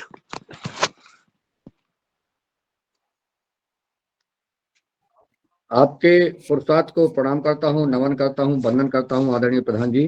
आप जो बिना सरकारी सहयोग के गौशाला का संचालन कर रहे हैं, थोड़ा सदन को बताने का कष्ट करें आपके पास कितनी गाय हैं और कैसे आप बिना सरकारी सहयोग के उसका संचालन कर रहे हैं, क्योंकि हमारे क्षेत्र में गाय इतनी ज्यादा परेशान है, लोग बाग उसको नहीं पाल पा रहे हैं, गौशालाओं का संचालन नहीं हो पा रहा है ठीक ठाक तरीके से, जबकि सरकार उसमें मदद भी कर रही है, 30 रुपये गाय के हिसाब से अनुदान भी दे रही है। परंतु अगर आपका मार्गदर्शन अगर सदन को मिलता है तो ये मार्गदर्शन गौशाला में हम लोग दे सकेंगे। आपका और ध्यान आकर्षण करना चाहता हूँ। बहुत बहुत धन्यवाद मान्यवर। मैं तेजी से और शॉर्ट में बताऊंगा कि मैं 2008 में जब ग्राम प्रधान बना तो विश्व गौग्राम यात्रा का संचालन हुआ था हमारे भाजपा की तरफ से। उस टाइम मैं मंडल महामंत्री हुआ करता था, तो हमारे 2 विधायक इधर उधर थे, हम लोगों ने सबने उस दिन वहां जाना था। परेड ग्राउंड में बहुत बड़ा प्रोग्राम था विश्व गौग्राम यात्रा का, अंतिम दिन था उस दिन। मुझे उसी दिन पता लगा कि हमारे जो गुज्जर लोग हैं वो ऊपर चक्रोता त्यूनी की पहाड़ी गायों को, जो बद्री गायें उत्तराखंड की सबसे पवित्र, अगर कोई गौवंशों की श्रेणी में आते हैं तो बद्री गायें आती है, तो उनको लेकर के 100-150 की संख्या में वो लेके आते हैं और यहाँ से जब प्लेन में आ जाती है तो यहाँ से उनको ट्रकों में ठूस ठूस करके भेज दिया जाता है। वो पहले ही संपर्क कर लेते हैं। सबसे बड़ा काम कर रहे हैं ये गुज्जर लोग। तो उसके बाद जब मुझे पता लगा तो मैं आधे रास्ते में जा चुका था। संचालन की सारी व्यवस्था जिम्मेदारी मेरी थी, लेकिन जब मुझे पता लगा कि इस तरह से शीतला नदी एक है, उसके किनारे से इनको गायों को ट्रकों में ठूसा जा रहा है, तो मैंने विधायक साहब जी को कहा। विधायक जी ने तुरंत थाने में फोन किया। थाने वालों ने मैं थोड़ी देर में पता किया तो थाने वालों ने लगभग 40 गायें पकड़ी। पकड़ने के बाद साहब उन्होंने मैंने विधायक साहब को कहा कि गायें रखेंगे कहाँ पे। तो विधायक जी ने कहा ये उनकी ड्यूटी बनती है। मेरा दिल माना नहीं, मैं वहां से वापिस हुआ, सारा का सारा काफिला देहरादून गया और मैं वापिस थाने में आया तो थाने में वो स्थिति गायों की थी कि देख करके रूह कांप जाती है। यानी कि मेरा दिल इतना खट्टा हो गया कि मैंने बहुत बड़ी गलती कर दी गायों को छुड़वा करके। इससे तो जाने देते तो कम से कम हमें सामने तो नहीं आती है दुर्गति देखने को। जो बड़े बड़े गौ माता की जय जयकार करने वाले थे, मैंने 250 लोगों को फोन किए, किसी ने भी, सबने यही कहा कि अगर दूध वाली है तो ठीक है, नहीं तो वाइस प्रधान जी फिर हमारे बस का नहीं है। हमें बोलने का अधिकार कहाँ है मान्यवर। मैंने प्रण किया भगवान श्री कृष्ण जी के मन ही मन में। मैंने बोला प्रभु मैंने अगर ये छुड़ाने के लिए अगर काम किया है तो अब तू मेरा साथी रहा, तू ही मेरा सारथी रहा, तू ही मेरा साथ देगा। मैं इन गायों को अपने सामने कसाईयों को नहीं जाने दूंगा। मैंने थाना अध्यक्ष जी को कहा, मैंने बोला अब इन गायों को मेरे घर में पहुंचा दो। उन्होंने कहा कि तुमने कभी पहले पाली? मैंने बोला कभी नहीं पाल रखी, एक बकरी एक मुर्गा तक नहीं मैंने कभी पाल रखा था सर। मैं जा रहा था देहरादून और लेकर के आ गया, और लाने के बाद फोटो खिंचवाने वालों की जो भीड़ लगी आप यकीन नहीं करेंगे। दिल्ली तक के अखबारों में आ गया कि जी बहुत बड़े हमारे कहने से एक बहुत बड़ा काम शुरू हुआ तो हो गई। अब पुलिस वाले जो भी गायें पकड़े मेरे पास भिजवा दें, जो भी पकड़े मेरे पास भिजवा दें। इनकी व्यवस्था की जिम्मेदारी किसी की नहीं, खाली फोटो खिंचवाने का काम। मेरे पास लगभग 350 गोवंश हो गया। मैं सर पुलिस प्रशासन का धन्यवाद दिल से देता हूं कि उत्तराखंड की पुलिस मैं तो कहता हूँ कि पूरे भारत की ही पुलिस ऐसी है कि यदि गौवंशों को रखने की जगह यदि सुनिश्चित करवा दी जाए तो एक भी गौवंशों को कटने नहीं देंगे पुलिस वाले, नहीं चाहते। लेकिन ये भी देखते हैं कि जब इनको रखने की कोई जगह है नहीं तो फिर बाद में उन्हीं की स्पुर्दगी में देना पड़ता है।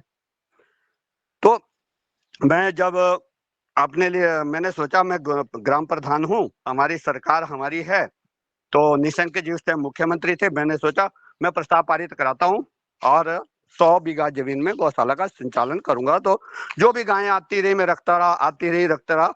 लास्ट में मुझे ये आदेश मिले मुख्यमंत्री कार्यालय से, मैंने सारी चिट्ठियां रखी हुई है कि यहाँ पर जहाँ पे आप गौशाला चलाना चाह रहे हैं यहाँ पर नहीं चलाई जा सकती। वहां पर वो बाद में कोका कोला के लिए दे दी गई वो जमीन। हालांकि वो भी मैंने कोका कोला मैंने नहीं लगने दिया, फिर हमारे भट्ट जी का बहुत निर्देश उसमें साथ मिला।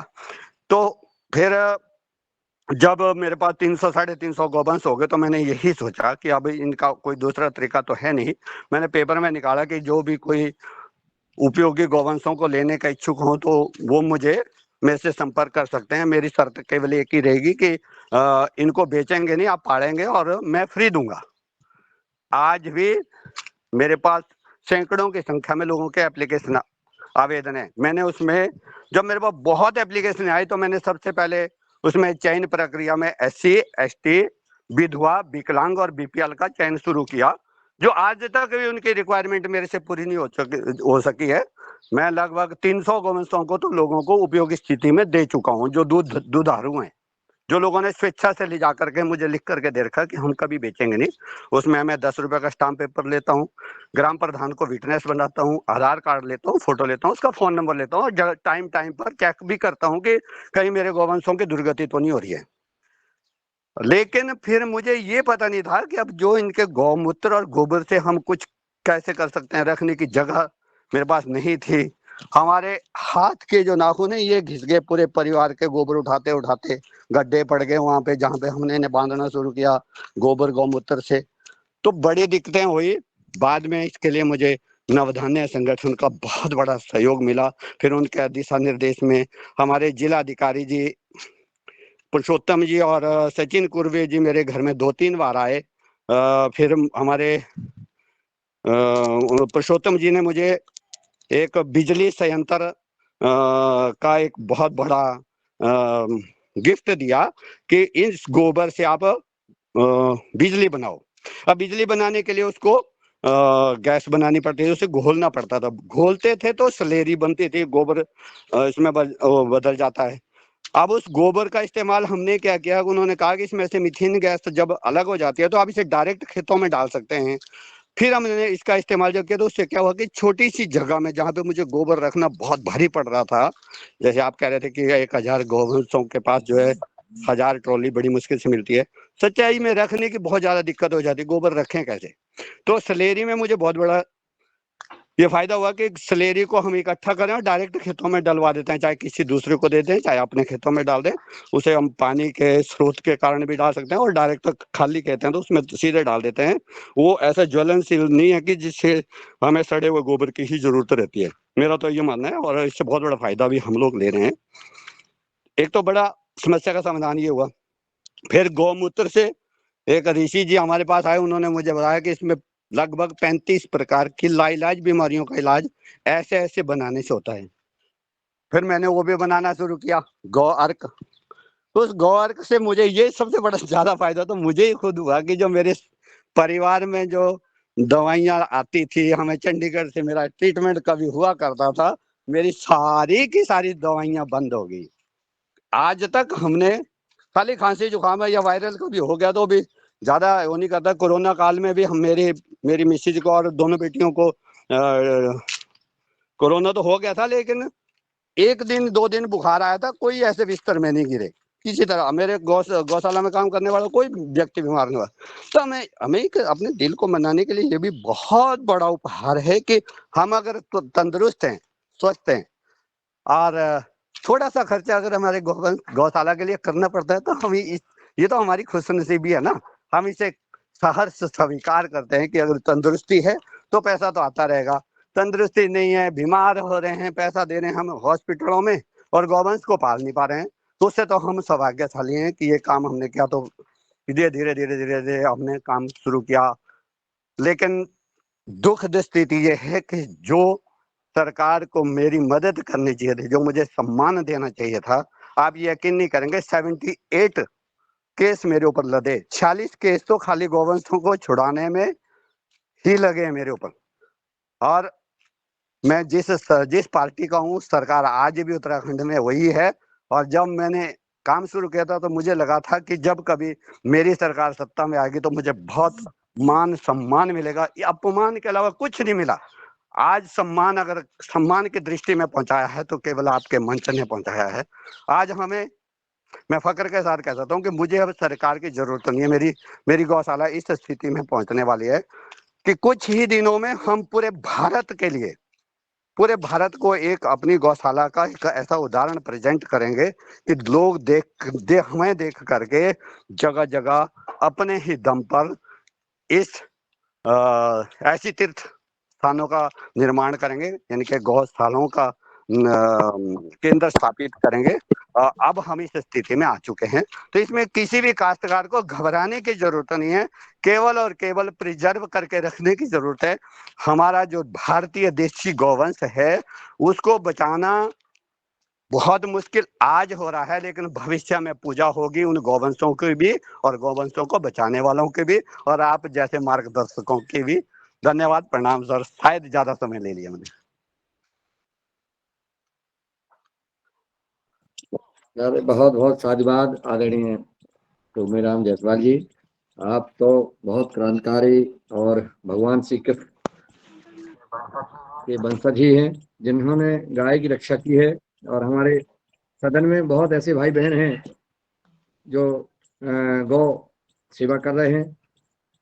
इसी क्रम में आदरणीय पुनीता साकरे बहन जी, जो चंदना गांव में एक बहन होते हुए भी वहाँ गौशाला का संचालन कर रही हैं। गाय गौशाला में बैठ करके गौ सेवकों के साथ जमीन में बैठ करके स्वल्पाहार कर रही हैं, भोजन कर रही हैं, त्योहार मना रहे हैं।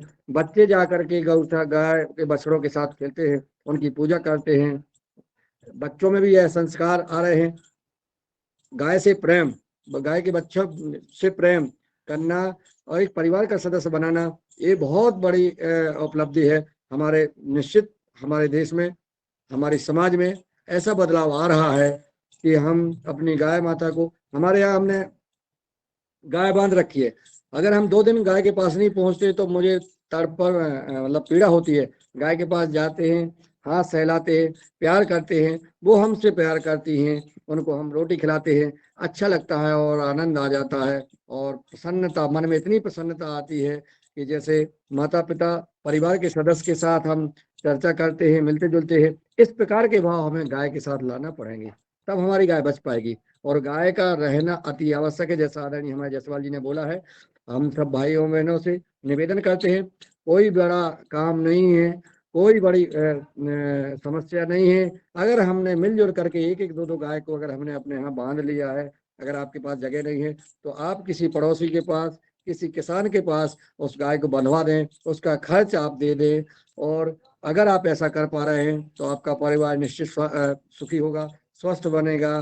क्योंकि गाय, आप जो भोजन कर रहे हैं, जो गेहूं ले रहे हैं, वो गाय का ही हक है। उसमें इतना तना जो है नीचे गाय का ईश्वर ने बनाया है, लेकिन आप उसको नहीं दे पा रहे हैं। गाय माता की आप रक्षा करें। गाय माता बहुत जरूरी है। अगर हम गाय माता को बचा पाएंगे तो हम अपने परिवार को, समाज को बचा पाएंगे। जो जैसा करेगा वैसा भरेगा, लेकिन अब हमें समर्थता, जितनी ईश्वर ने हमें समर्थ बनाया उतना हमें करना है। तो मैंने जो आज सवाल किया था किसान भाइयों का के लिए, क्योंकि अब किसान मन बना चुका है कि गाय के गोबर और गौमूत्र से हमें खेती करना है। अब इसका समाधान कैसे होगा, इस विषय पर लगातार चर्चा होगी, आगे भी चर्चा होगी। आज अगर किसी की कोई बात हो विशेष, अगर कोई करना चाहता है, कोई सुझाव देना चाहता है, तो मैं सादर आमंत्रित करता हूँ। अमोल जी ने हैंड रेज किया था, शायद वो हाँ, अमोल सिन्हा जी हैं। आदरणीय अमोल सिन्हा जी, आपने हैंड रेज किया था। आपका कोई सुझाव हो, कोई अनुभव हो तो आप शेयर करने का कष्ट करें। मेरी आवाज आप तक पहुंच रही हो तो सादर आमंत्रित हैं, आप अपनी बात रखें। अनम्यूट कर लें, आप म्यूट हैं, आपकी आवाज नहीं आ रही है।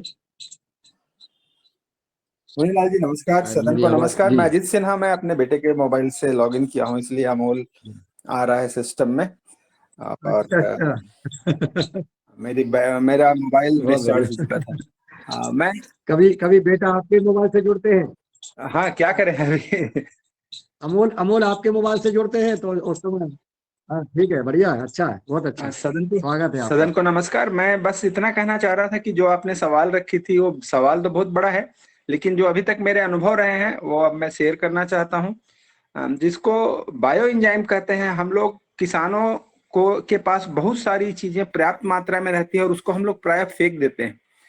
यदि उन वस्तुओं का, जैसे नींबू हो गया, कोहड़ा हो गया, उसके बाद केला हो गया, बहुत सारा कद्दू हो गया, इन सब चीजों का यदि जैव रसायन बनाते हैं, बायो एंजाइम बनाते हैं, तो खेतों में उसका प्रयोग बहुत ही अच्छा होता है और बहुत ही कम कीमत पर एक प्लांट के लिए ग्लूकोज, पानी के लिए उसका पीएच और सॉइल के लिए उसका पीएच ठीक करने का एक बहुत ही जैविक तरीका जिस पे मैं काम कर रहा हूं, मैं काफी सफलता मिल रही है।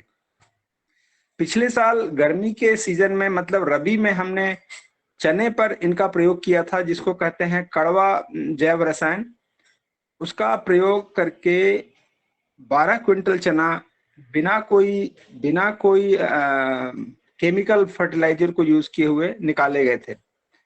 तो उसका प्रयोग बहुत ही अच्छा है और हम लोगों को यूज करना चाहिए। जैसे आपके खेतों में अभी अमरूद आएंगे, अमरूद को जो बहुत सारे डिग्रेड मतलब जिनकी अच्छी क्वालिटी नहीं होती है, उनको छांट लें हम और अच्छे क्वालिटी को बाजार में हम अच्छे भाव पे बेच दें। जो जिनका क्वालिटी अच्छा नहीं होता है उनका हम लोग ये सारी चीजें बनाते हैं। मीठा जैव रसायन, खट्टा जैव रसायन, कड़वा जैव रसायन, बेल का जैव रसायन बहुत अच्छा होता है। उसके बाद मुनगा का जैव रसायन बहुत ही पावरफुल होता है, बहुत ही पावरफुल। और जो जिसको हम लोग कहते हैं कोरफड़ बोलते हैं महाराष्ट्र में, हिंदी में मेरे को नाम याद नहीं आ रहा है। एलोवेरा। एलोवेरा एलोवेरा एलोवेरा का बहुत ही पावरफुल जैव रसायन एंटी फंगल के रूप में काम करता है और वो एज ए स्टिकर भी काम करता है। हम लोग स्टिकर बाजार से 200-200 400 रुपए लीटर खरीदते हैं। तो कृपया सब लोग अपने खेतों की क्षमता के अनुसार जैव रसायन जितना ज्यादा बना सकते हैं बनाएं और उसका प्रयोग करें। वो आपकी पानी का पीएच, सॉइल का पीएच, पानी का टीडीएस, सॉइल का पीएच को बैलेंस करता है और प्लांट उसको बहुत अच्छे से उठाता है और बहुत अच्छी ग्रोथ करता है। बस इतना ही कहना चाहूंगा आज। धन्यवाद मनीलाल जी।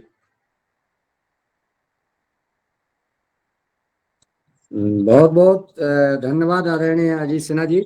और आपने जो जैव रसायन की बात कही है, खट्टा मीठा और विभिन्न पेड़ पौधों फलों का जैव रसायन बनाने की, मैं चाहूंगा कि ये बहुत महत्वपूर्ण विषय है और मैं आपसे निवेदन करता हूं कि अगर आप कल मुझे अनुमति दें तो मैं कल आपको, हम सब किसान भाइयों को जोड़ें और जैव रसायन का कैसे बनाएंगे, उसके निर्माण विधि, उसका प्रयोग भी कल आप अगर बताने का कष्ट करेंगे तो अगर मैं आपकी उसका सहमति हो पीडीएफ तो कल मैं उसका इस पर पीडीएफ चर्चा कर लेंगे। आपको भेज देता हूँ। बहुत सिंपल है। एक भाग यदि गुड़ है तो 3 भाग फल लेते हैं और 10 भाग, यदि 1 किलो हमारे पास गुड़ है तो 3 किलो फल होगा और 10 लीटर पानी होगा और उसको एयर टाइट कंटेनर में रखते हैं। उसमें प्रचुर मात्रा में गैस बनती है। टाइम टू टाइम गैस को रिलीज करने का देसी जुगाड़ भी हम लोगों ने एस्टेब्लिश कर लिया है और 90 दिन के बाद जब वो बन जाती है तो इतनी अच्छी खुशबूदार होती है जिसका प्रयोग आप घरों में पोछा लगाने, आप उसके बाद नहाने, उसके बाद बहुत सारे प्रयोग हैं उसके, सिर्फ एक ही प्रयोग नहीं है।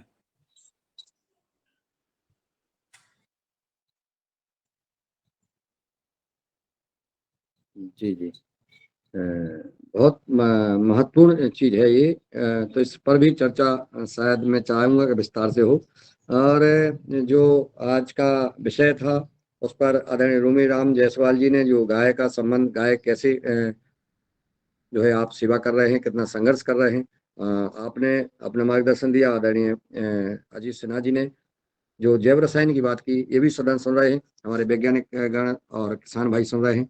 और आज का समय लगभग हो गया है। आज के हमारे योगाचार्य आदरणीय रामकृपाल पटेल जी और आज के चीफ गेस्ट महोदय आदरणीय हेलाल जी, दोनों का मार्गदर्शन प्राप्त हुआ और आज सदन में जो चर्चा हुई, अब मैं आप चाहूंगा कि आज का यह योगाहार कार्यक्रम का विराम दें। इसके पहले मैं आदरणीय प्रीता साकरे जी, हमारी बहन जी जो चंदना से हैं, जो आदर्श गांव चंदना बनने को जा रहा है, जो बहन संघर्ष कर रही हैं, मैं चाहूंगा कि वो आए और अपने गौशाला के बारे में 2 शब्द सदन को बताएं और फिर इसके बाद हम समापन करेंगे। और अगर आप उसका आभार भी ज्ञापित कर सकें तो आभार ज्ञापित करने का कष्ट करें।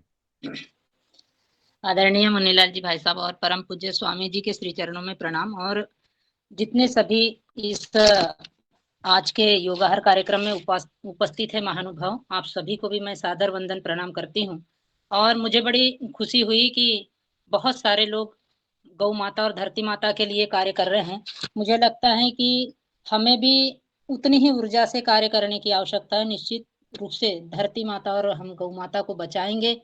बड़े शब्द ऐसे हृदय को द्रवित करने वाले हमारे मुन्नीलाल जी भाई साहब ने निकाले हैं। और आदरणीय जायसवाल जी ने जो कार्य किया है निश्चित ही सराहनीय है और गौ माता को बचाने की नितांत आवश्यकता है। ये बड़ी पीड़ा है समाज में आज कि कोई गोबर फेंकना नहीं चाहता, लेकिन हम सभी को यह कार्य कर कर के समाज में दिखाना है कि गौ माता हमारी संस्कृति है, हमारी धरोहर है और गौ माता और धरती माता को बचाएंगे तभी हमारा भारतवर्ष खुशहाल होगा, सुख समृद्धि से आनंदित होगा। और जैसे कि आपने बोला कि आदर्श ग्राम के लिए तो हम एक एक कड़ी एक एक कदम चल रहे हैं और हम ज्यादा आज के बच्चों के ऊपर जो संस्कार डालने की आवश्यकता है कि बच्चे जैसे ही बड़े होते हैं तो दिशाहीन होने लगते हैं, क्योंकि शिक्षा तो मिल रही है लेकिन संस्कारहीन शिक्षा मिलने के कारण आज हमारे समाज में जो कल के नागरिक बनेंगे, जो युवा भारत के भाग्य विधाता बनने जाएंगे, उनके साथ जो विडंबना है कि वह अपने अच्छी शिक्षा और संस्कार नहीं मिलने के कारण दिशाहीन होते जा रहा है, उसे संभाल करने की आवश्यकता है। और भाई साहब हम इसी ओर चल रहे हैं, गौ माता को उसी कड़ी में जोड़ रहे हैं। बच्चों के बीच में हम लगातार विद्यालय में जाकर करके योग प्राणायाम सिखा रहे हैं और गौ माता के प्रति प्रेम जागृत कर रहे हैं। ऐसे ही अभी इसी सप्ताह में गायत्री परिवार की भारतीय संस्कृति ज्ञान परीक्षा हुई है, जिसमें हमारे चंदना विद्यालय से 150 बच्चों ने भाग लिया है 6वीं से 12वीं तक। और कॉलेज की कड़ी में हम 10 लोगों ने परीक्षा दिए हैं, जिसमें हमारे 75 वर्ष के आयु के एक बुजुर्ग है जो गौशाला समिति के कहना चाहिए प्रथम नेतृत्व करता है। उन्होंने इस परीक्षा में भाग लिया है और कॉलेज स्तर की उन्होंने परीक्षा दिए हैं। यह बड़ा खुशी का विषय है और एक एक कदम हम आगे बढ़ रहे हैं आप सभी की प्रेरणा से, आशीर्वाद से। और निश्चित ही ये सराहनीय कार्य आप सभी कर रहे हैं और उसी कड़ी में हम चल रहे हैं। बहुत बहुत धन्यवाद। आज की इस योगाहार कार्यक्रम में उपस्थित सभी महानुभावों को मैं सादर वंदन प्रणाम करती हूँ और सभी से अपेक्षा करती हूँ कि ऐसे ही आप सभी का मार्गदर्शन मिलता रहे। सादर प्रणाम। ओम। बहुत बहुत साधुवाद आदरणीय बहन जी। और जब बहनें इतना अग्रणी होकर काम कर रही हैं तो निश्चित हमारा देश अब समृद्ध बनेगा। आदरणीय शरद वर्मा जी ने हैंड रेज किया है, मैं उनको सादर आमंत्रित करता हूं कि वो आए और अपना अनुभव शेयर करें। आदरणीय शरद वर्मा जी।